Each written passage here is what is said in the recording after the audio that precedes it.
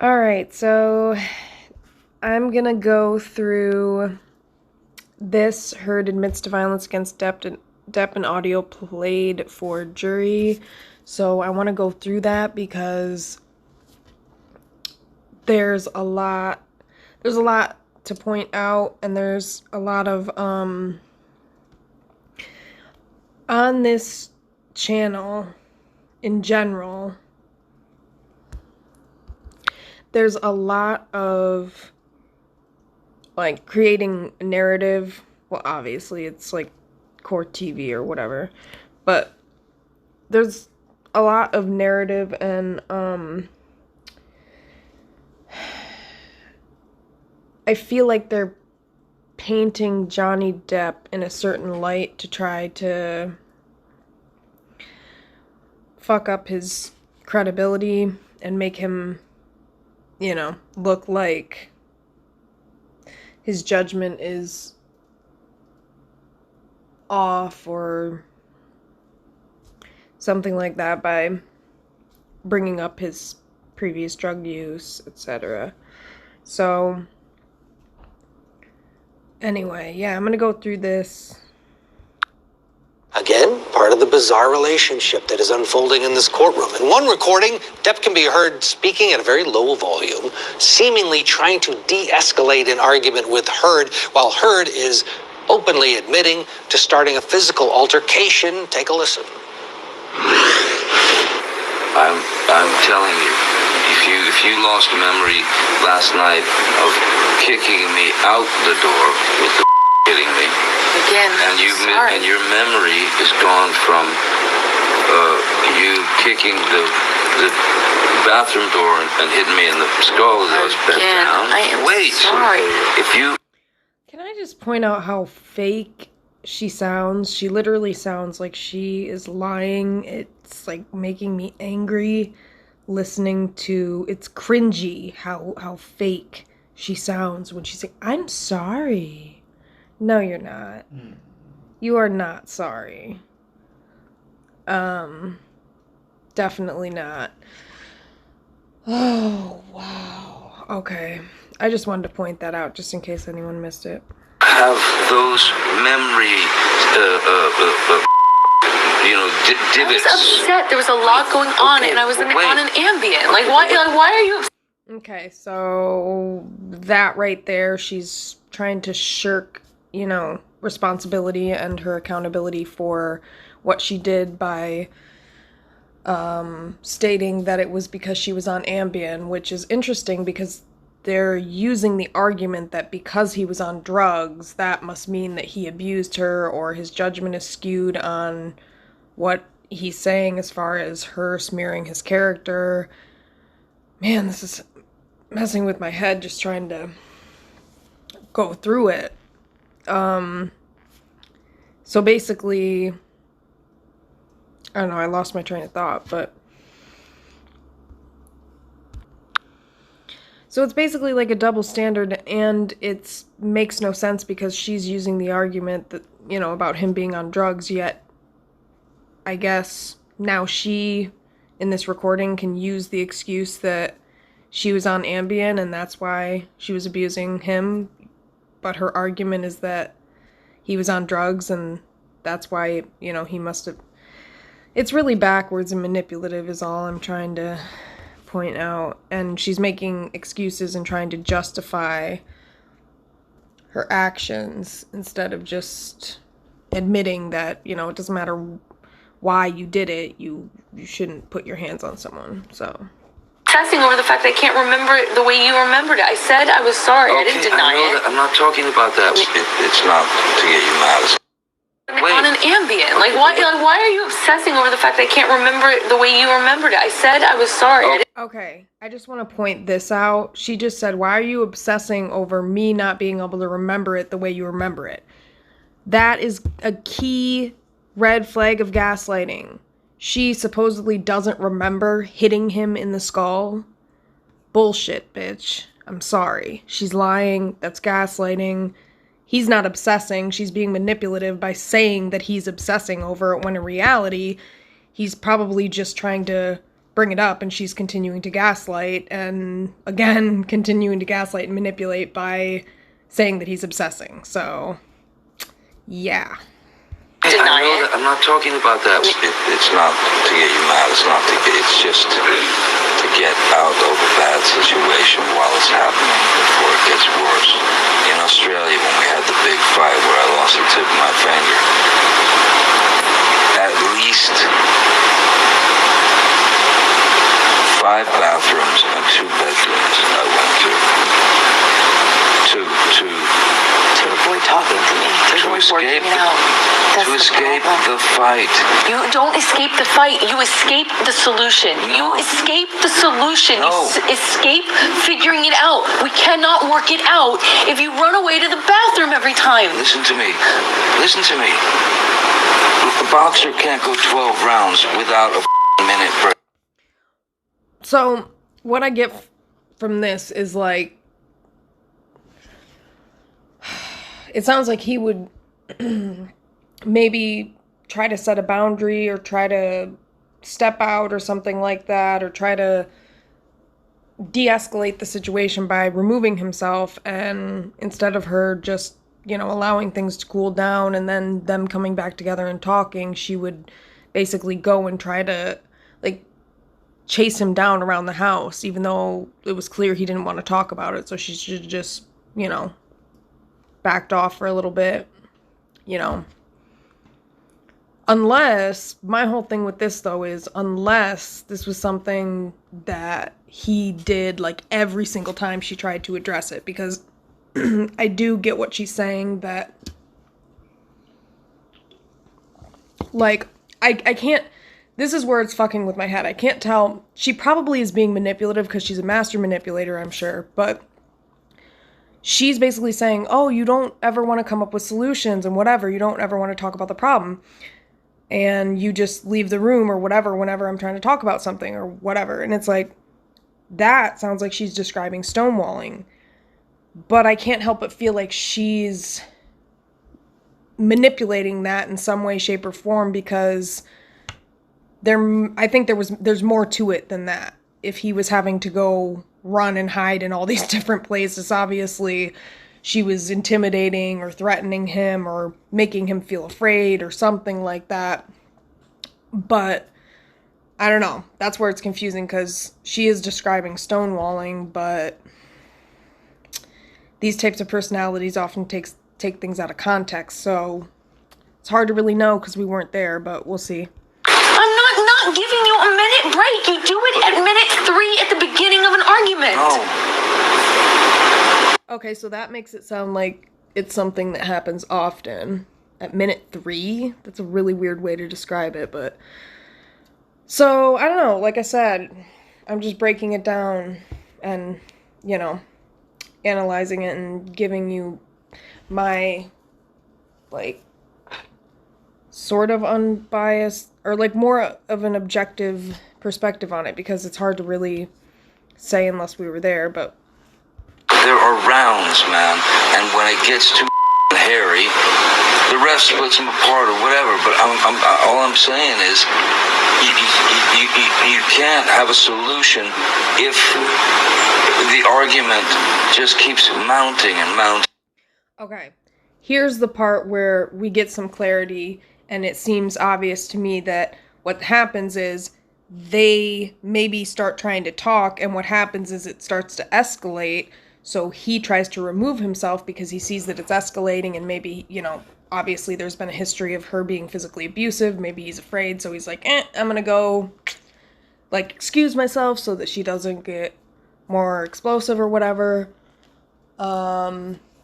So yeah, again, these types of personalities take shit out of context, and it sounds like he just put it back into context, so that's why it's important to hear from both people, because you never really know. I mean, I have had clients where, their partner was going to therapy too, and it was at the same, place or whatever, and the person was lying, the other person was lying to their therapist, and spinning this whole narrative. Meanwhile, their spouse was, telling me the truth that they were being abusive. And so, yeah, if you don't get both sides and you just hear from one person, you could possibly be being manipulated. That's why I'm doing this. And mounting. Go into the bathroom and sit on the floor. Bam, bam, bam, here you come. I come out. Fight, crazy, escalated. I go, split again, I go. Yeah, it's totally different if we're talking about she was coming and banging on the door, she was yelling, screaming. No, that's abusive, yeah.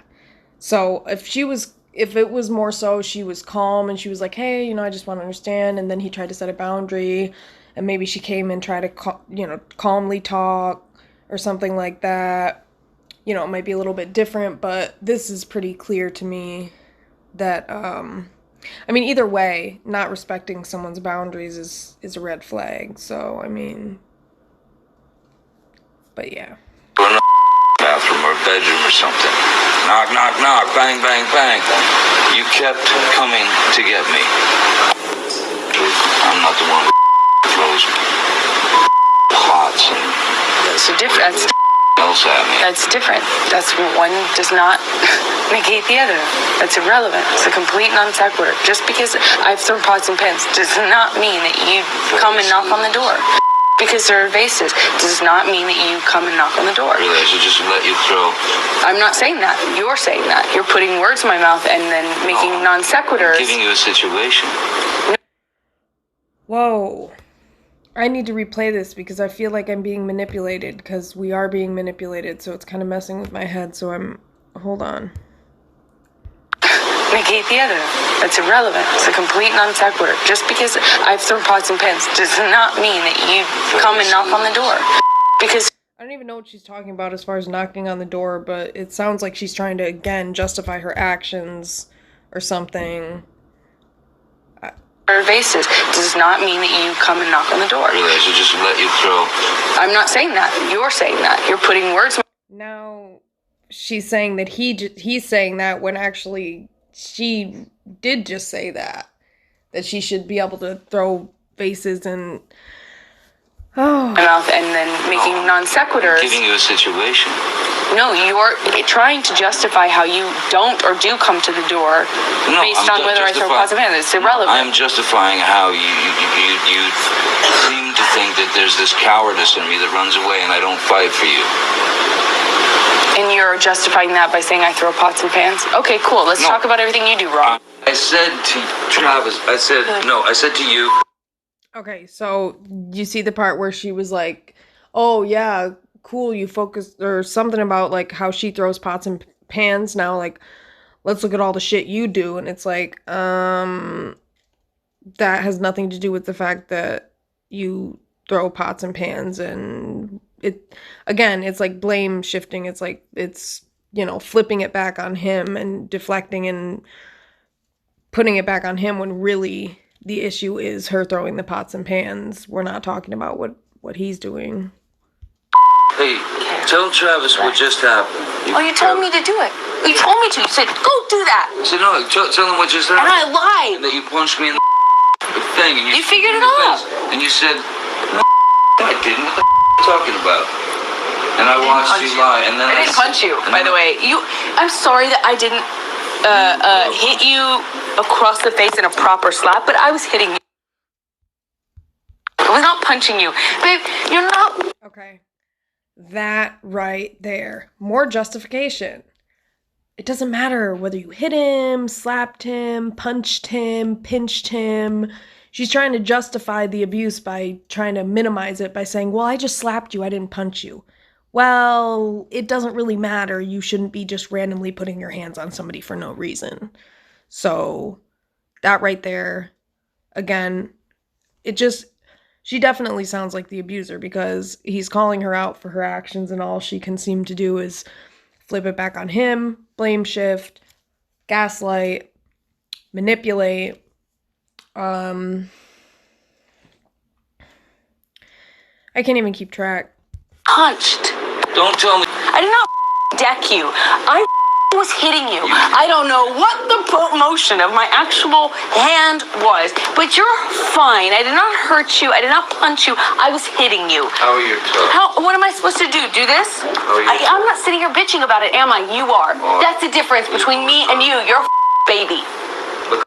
Oh my gosh. You are such a baby. Grow up, Johnny. Physical fights.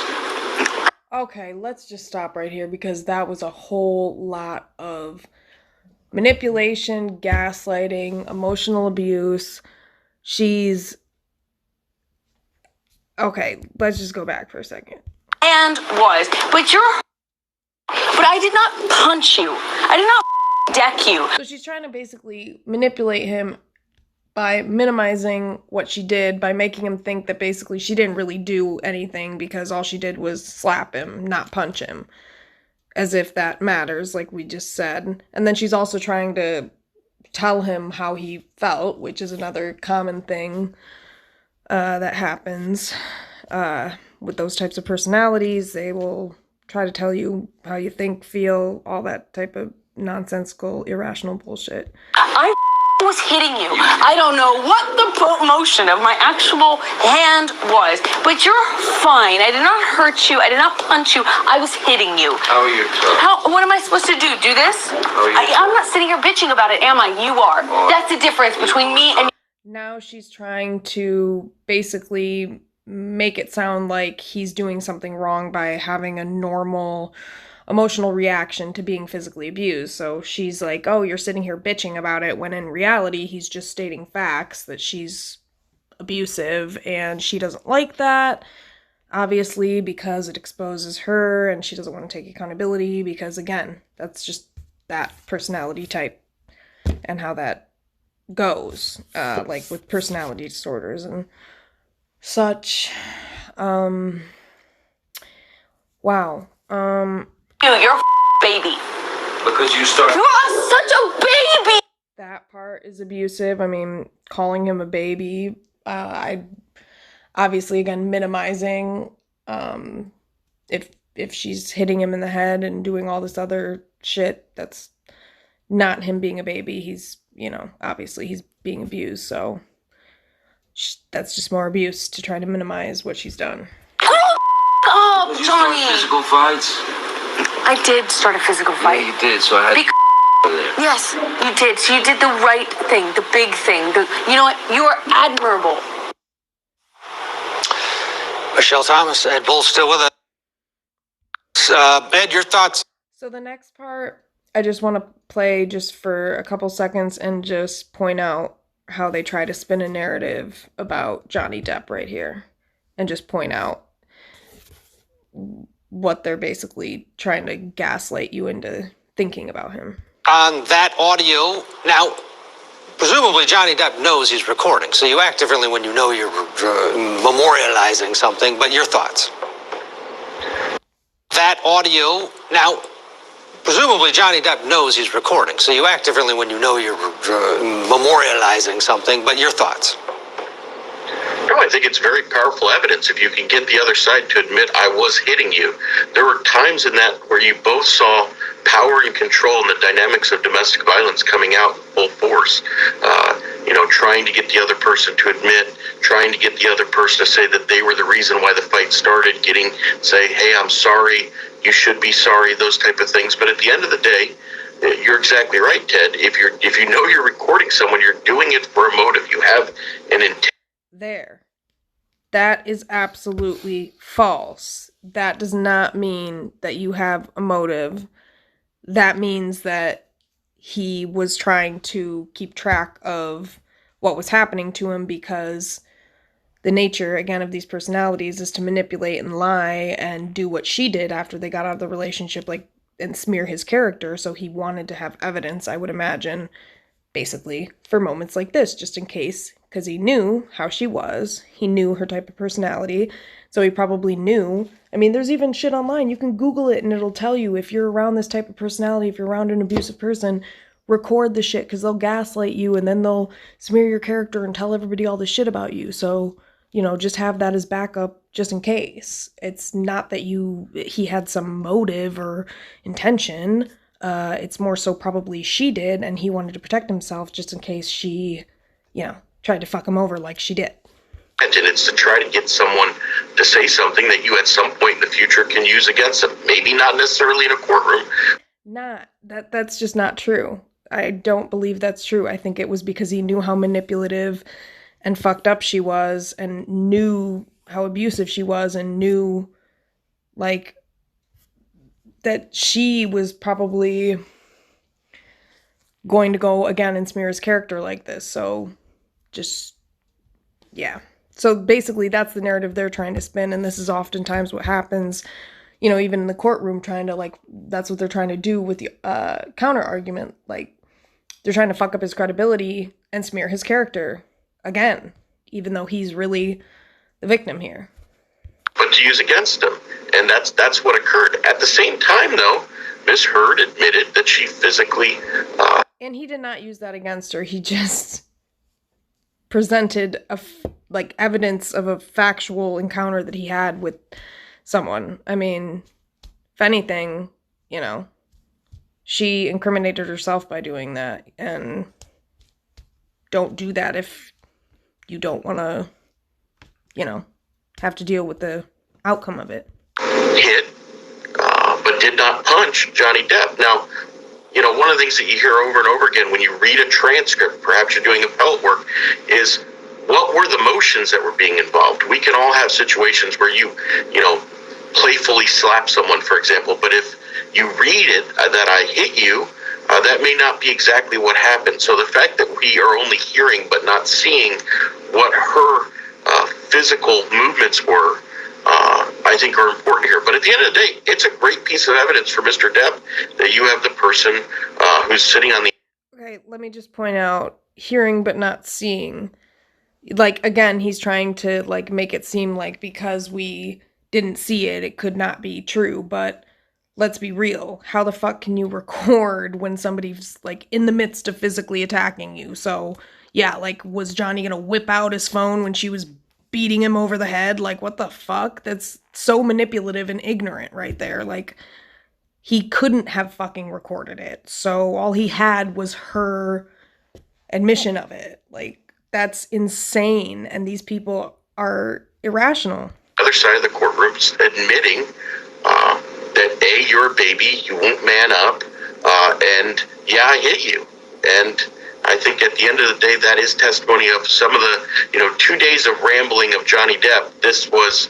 Even that right there, the 2 days of rambling of Johnny Depp, that's, again, minimizing his testimony. He was not fucking rambling. He was sharing about his experience and his life and his character so that people would, see very clearly who he was and see that he was not who she's claiming that he is. So even saying that, some of this word usage is really paints people in a certain light. It makes him sound like he was just some rambling idiot that is on drugs and has no clue what he's talking about. That's the narrative they're trying to paint here, and that's oftentimes what they do with victims of abuse. They try to paint him as really victims of any type of abuse. They try to find something about them that they can use to make their character look weaker or make them look less credible when they try to, basically speak out like this, which is fucked up because these professional people should not be doing that. But all of society was built on this gaslighting and narcissism, so it's not really surprising. Powerful testimony. Michelle, your thoughts? Yeah, I agree. This kind of audio is what you consider self-serving evidence, but nonetheless... Even that, self-serving evidence, that's manipulative. Well, of course it's going to be...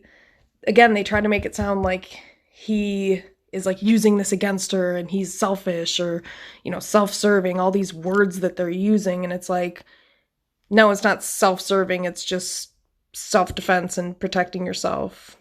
But they're trying to make it sound like something else. Yes, it does contain admissions by Ms. Heard that she physically hit Mr. Depp. And so that is critical and that is important. That being said, it also shows that Mr. Depp was the one trying to flee and de-escalate the situation. And so it therefore supports his position that Ms. Heard has been the aggressor throughout the entire thing. Now, that being said, the fact that Mr. Depp is the one who recorded it, of course, comes into play because he can control how he comes across in the audio, but it doesn't negate the fact that Ms. Heard did admit to hitting.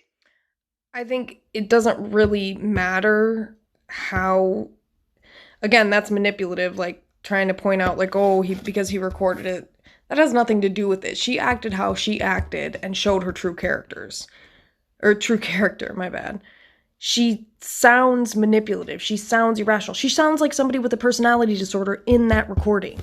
Yes, I can tell you on that recording alone, this chick sounds not mentally sound at all based on all the stuff she was saying. She was mean, she was mocking, she was cruel. She was, yeah, you can just... hitting Mr. Depp, and she didn't refute the fact that Mr. Depp was the one trying to walk away and flee the domestic violence situation that was ensuing at that time. So it's supportive of Mr. Depp's testimony and evidence in the case. Well, all right.